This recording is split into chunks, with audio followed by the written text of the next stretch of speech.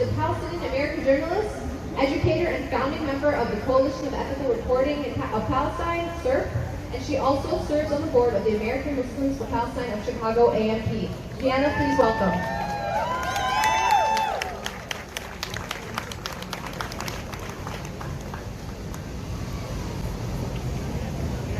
Good afternoon, everyone.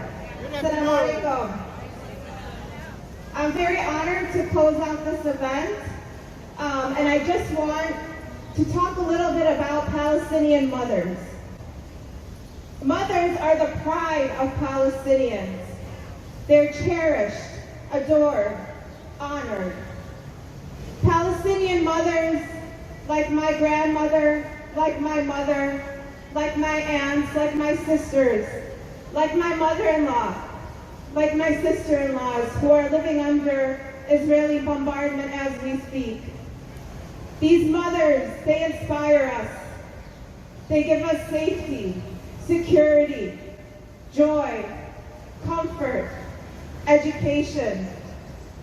They inspire love and hope, and sometimes fear, because they're pretty tough, if you ask me, myself included. Every organization that I'm a part of is led by Palestinian women. From the school that I teach at, and the staff around me, to AMP Chicago, to SERP.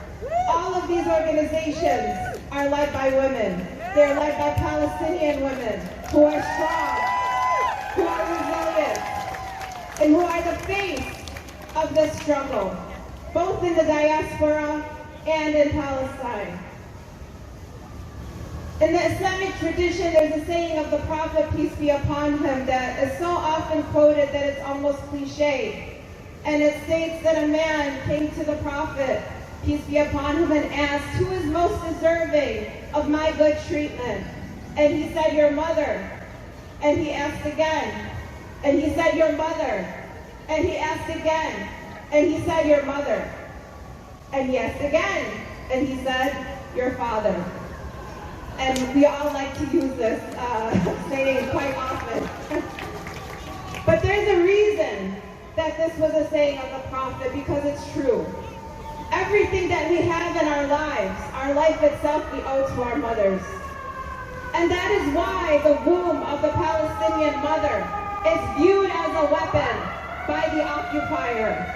The womb of oppressed women is viewed as a weapon by occupiers, from the indigenous women in this country, to the women who were sterilized, to the black mothers who were sterilized, and to even women in Israel, who Israel sterilized because they are black Jews. This is not any coincidence, because motherhood is a weapon. I left Gaza this past summer, congratulating my husband's niece on her pregnancy, saying, Inshallah bis-salama, which is a phrase that we usually say to women when they are to give birth, meaning hopefully you will give birth in peace and in safety. It's a phrase that we say so often that we don't even think about it. And little did I know that she would be giving birth during a genocide. And I thought about that phrase and how significant it is.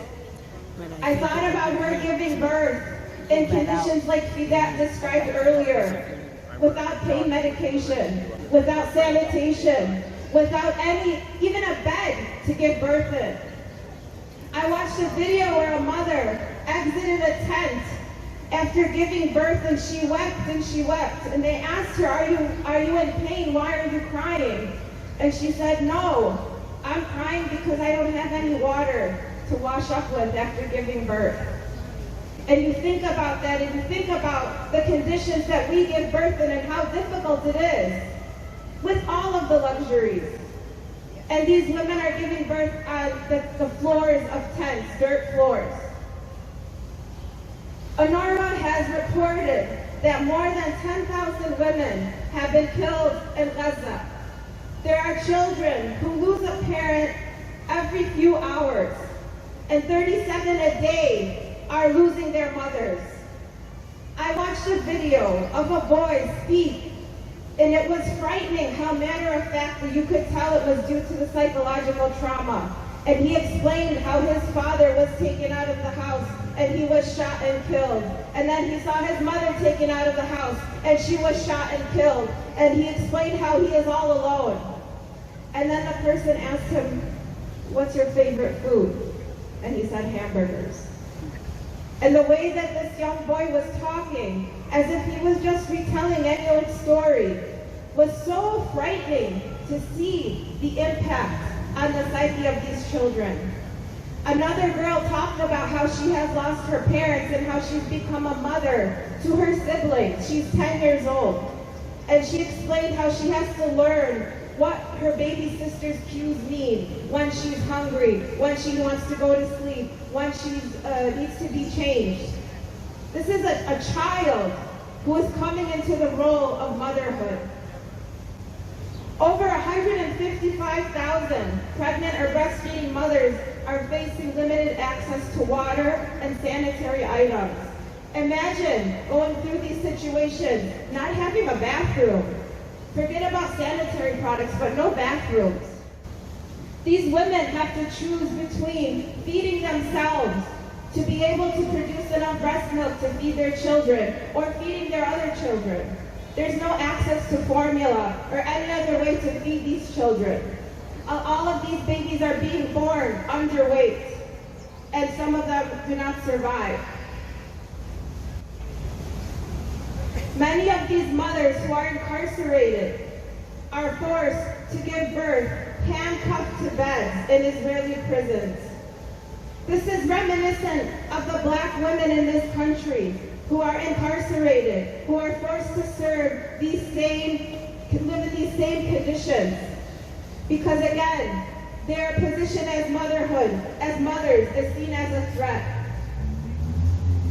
There is a quote from a poem by a black American poet, Hanif Abdurrahim, who says, "Danny got his teeth divorced from the rest of his mouth by the fist of some white boy from the side of town where no one buries a body that came into the world after they did. And no one ever has to swallow their own blood and pray that it will keep them fed until morning." These lines written about black Americans remind me of the children in Palestine, of the youth in Palestine who are assaulted in the same way. A 30-year-old mother from the middle area of Gaza said, 2 weeks after the war started, I was at my due date and I went to the hospital knowing I was risking my life and that of my long-awaited baby.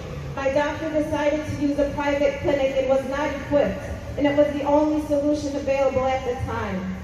I risked my life, and I hope that I didn't bring my baby to this world for him to be killed for no reason. Earlier this year, we had an event honoring Professor Rifat al-Ariyah, who was killed during this genocide. And we have a quote that we wanted to share from his daughter, Shaymat. Shaymat wrote, "I have beautiful news for you. I wish I could convey it to you while you're in front of me. I present to you your first grandchild. Do you know, my father, that you have become a grandfather? This is your grandson, Abdurrahman, whom I have long imagined carrying, but I never imagined that I would lose you early, even before you see him." Rifat wrote a poem called If I Die, asking people to fly a kite in his name if he's killed to give hope to orphan children. He wrote it for his daughter Shaymat. Israel killed him. Months later, Israel killed Shaymat and her husband and this baby.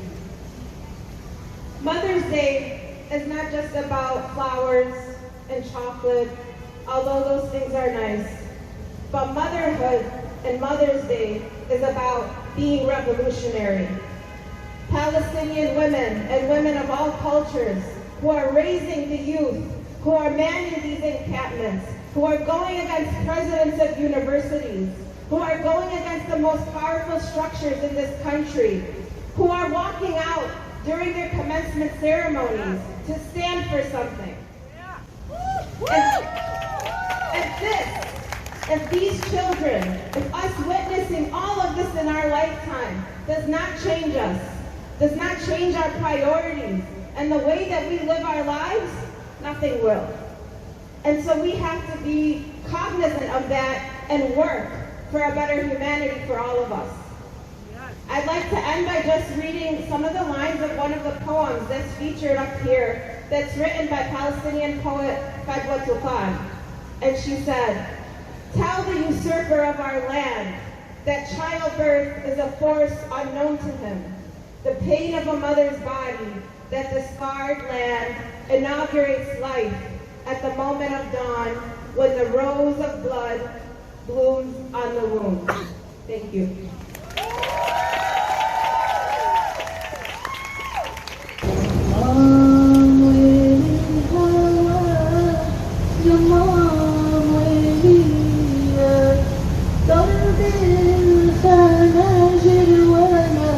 حكم النادي